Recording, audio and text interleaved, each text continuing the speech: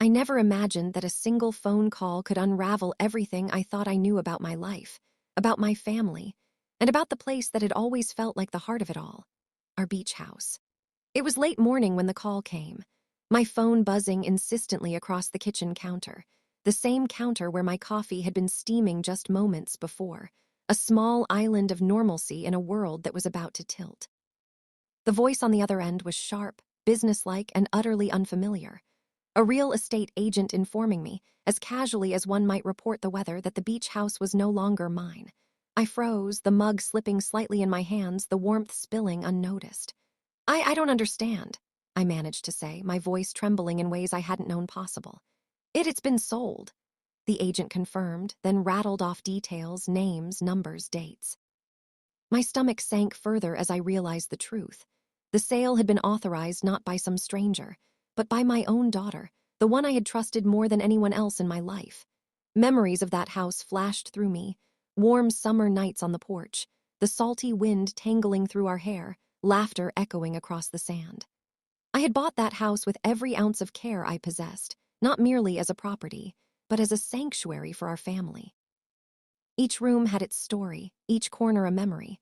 Birthday parties in the sunroom, whispered secrets on the stairs late at night, rainy days spent reading novels in front of the fireplace. And now, all of that was gone, replaced by the stark, cold reality that my own child had betrayed me in a way I couldn't have imagined. The shock was visceral. My mind recoiled, searching desperately for an explanation. How could she have done this? Was it carelessness or something darker? I thought of her as a teenager, sneaking late nights at the beach house with friends, testing boundaries, but never like this. Never in a way that would erase years of trust in a single, audacious stroke. The contrast between past innocence and present treachery burned painfully in my chest. Trust versus betrayal, love versus manipulation. It wasn't just a moral quandary. It was an emotional hurricane, pulling me in conflicting directions. I spent the next hours packing, calling my lawyer, dialing numbers I hadn't touched in years. Each call seemed to layer tension upon tension. The legalese felt like ice in my veins.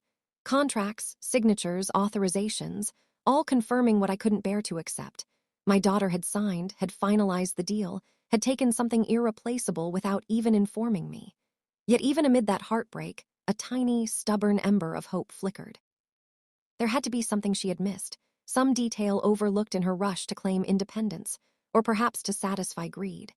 As I replayed memories in my mind, I noticed patterns I had ignored for years. Little signs of ambition, small acts of defiance, moments where she had pushed boundaries not maliciously, but with a quiet audacity I had misread as youthful energy. Now, in the wake of her betrayal, those signs felt sinister, like breadcrumbs leading to this inevitable moment. It was impossible to untangle anger from sorrow, trust from fear, love from disbelief. Each thought seemed to feed into the other, spiraling until it was impossible to know where one emotion ended and another began. I walked through the house that had been my sanctuary, each room a gallery of memories now tainted by loss. The living room, where my grandchildren had first taken their tentative steps, felt like an empty stage. The kitchen, once filled with the smells of homemade meals and laughter, now smelled of silence and absence.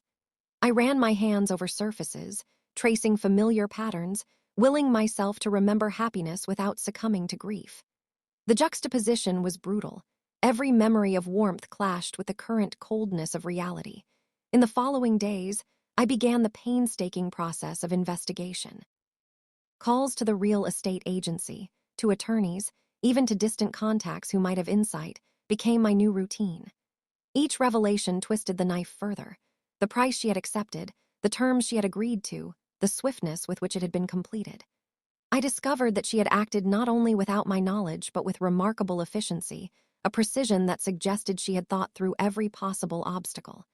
The betrayal was deeper than a moment of thoughtless impulse. It was deliberate.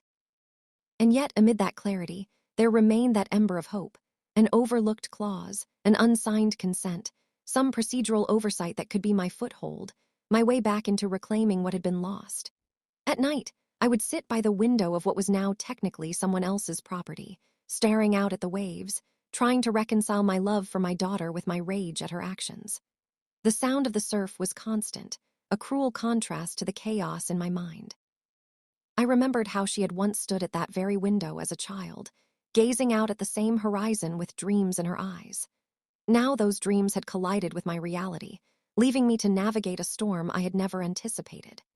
I realized that my own vulnerability, my desire to believe in her integrity, had been both my strength and my weakness.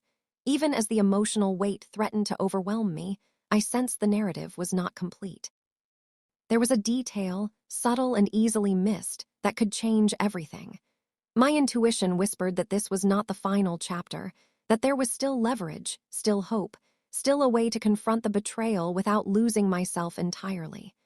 That realization, though tentative, became my anchor.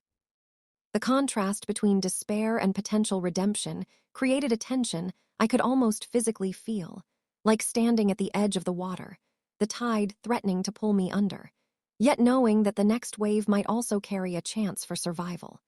By the end of that first week, I had drafted letters, consulted legal experts, and begun reaching out to old friends who had been involved in the house over the years. Every call, every email, every conversation heightened the suspense, as though the house itself were holding its breath, waiting for the next move. I had transitioned from shock to action, from paralysis to planning, and yet the emotional turmoil remained. I felt anger for what had been taken, grief for what could never be restored, and cautious anticipation for what I might yet recover. And so, as I prepared to confront my daughter, as I braced for the conversations and confrontations that lay ahead, I carried with me the full weight of contrasting emotions: betrayal and love, despair and hope, weakness and strength. The beach house had been more than a home. It had been a repository of memories, a testament to family bonds, a symbol of security. Its loss was a mirror reflecting both the fragility and the resilience of human trust. And somewhere, hidden within the intricate web of paperwork, signatures, and oversight, lay the one detail she had missed, the detail that would shift the balance of power and define the path forward. The stage was set, the stakes were high, and the waves crashed outside with relentless rhythm. I was about to step into a battle that was as much about love as it was about justice, and the contrast between what had been and what might still be was sharper than anything I had ever felt. The story of betrayal beneath familiar shores was only beginning, and I knew that whatever came next, the truth, painful, complicated, and necessary, would demand everything I had to give. The missed detail revealed itself in the most unexpected way. A small line buried deep in the paperwork, almost invisible to anyone who wasn't paying painstaking attention. I had spent sleepless nights poring over every contract, every signature, every email exchanged between my daughter and the real estate agent. My hands ached from holding the papers, my eyes stung from straining to see the fine print, but then I saw it. A clause that required my explicit consent for any sale to be fully valid. My daughter had signed, yes, but in her haste, she had overlooked this crucial legal safeguard. For the first time since the call that shattered my world, a flicker of hope ignited in my chest. I remember the exact moment, sitting at the kitchen table, the late afternoon sun filtering through the blinds, casting striped shadows across the documents. My pulse raced as I reread the line again and again. It wasn't just a technicality, it was leverage, a lifeline that could restore both my property and my dignity. But along with relief came a new surge of emotion: disbelief, anger, and a quiet curiosity about her intentions. Had she acted out of greed, ambition, rebellion, or simply thoughtlessness? The contrast between her audacity and my restraint, her recklessness and my careful attention, made the situation feel like a tightrope walk between confrontation and understanding. I knew I had to face her, but I also knew that doing so without composure would only make the situation worse. I rehearsed what I would say, how I would reveal that I knew, and how I would frame the conversation so it would lead not just to restitution, but to clarity. The confrontation had to walk the fine line between accusation and dialogue. I wanted her to understand the gravity of her actions, but I also wanted to preserve the possibility of reconciliation. The stakes were enormous. The loss of the beach house had already fractured our relationship, and any misstep could widen the rift beyond repair. When I finally called her, I felt an odd mix of fear and anticipation. The phone rang, and each ring seemed to stretch the tension in the room into unbearable lengths. When she answered, her voice was bright, almost casual, as if she had no inkling of the storm gathering just beyond her cheerful tone. "Hello," she said, and for a moment I froze, trying to measure my own reactions against hers. "I saw the paperwork," I began, my voice steady despite the churn of emotions inside me. "There's something important you missed." I let the pause linger, letting the words sink in, letting the suspense build. Her tone shifted, just slightly, a subtle hitch in her breath. "What do you mean?" she asked, curiosity now tinged with defensiveness. I explained the clause, the requirement for my consent, and the implications of her oversight. The relief that had warmed me earlier mingled now with a deeper, more complicated mixture: vindication, sorrow, and cautious optimism. The contrast between her carelessness and my meticulousness was stark, but instead of wallowing in anger, I focused on the potential for resolution. I sensed, beneath her defensive exterior, the flicker of regret, the recognition that she had overstepped. Over the next several days, we navigated a delicate negotiation. Each conversation tested the balance of power and emotion: betrayal versus loyalty, greed versus integrity, fear versus clarity. I remained firm yet compassionate, emphasizing the importance of trust, responsibility, and mutual respect. She, in turn, began to reveal layers I had never fully understood: pressures from her own life, misunderstandings, and desires to assert independence without fully considering the consequences. The emotional complexity of her motives made it difficult to remain solely in judgment, and the contrast between her flaws and her love for me became increasingly evident. I remember one moment vividly, sitting across from her at the beach house, the waves pounding outside, both of us silent for a long stretch. The air was heavy with unsaid words. Then she spoke, her voice trembling. "I didn't mean to hurt you. I thought I could handle it on my own." And suddenly, everything shifted. The confrontation became a conversation, the accusation became understanding, and the bridge we had thought burned was now smoldering, capable of being rebuilt. Through this process, I began to feel strength I hadn't known I possessed. My vulnerability from the first section, the shock, the grief, the sense of powerlessness, transformed into agency. The discovery of the clause was more than legal leverage. It was symbolic of my ability to reclaim control without abandoning compassion. Weakness had become strength, despair had become hope, and the emotional turbulence that had threatened to consume me was now a crucible forging clarity and resilience. As we worked together to rectify the situation, to legally restore the beach house while preserving her dignity, the moral tension deepened. It wasn't enough to simply reclaim property. The real victory lay in the restoration of integrity and trust. She had acted recklessly, but her willingness to acknowledge her mistake, to navigate the correction with honesty, turned what could have been a destructive conflict into an opportunity for growth, for both of us. The contrast between the potential for ruin and the path to redemption was stark, and I realized that the emotional stakes were far more significant than the legal ones. In the end, the resolution was not dramatic, not the stuff of cinematic showdowns, but deeply satisfying in its quiet authenticity. The beach house was back in my name, yes, but more importantly, our relationship had been tested and tempered by the fire of betrayal. She understood the consequences of her actions, and I had learned the depth of my own resilience.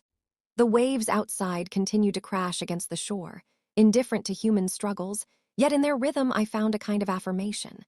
Life moves forward, mistakes are made, lessons are learned, and love, complex, challenging, and sometimes painful, can endure, reflecting on the ordeal.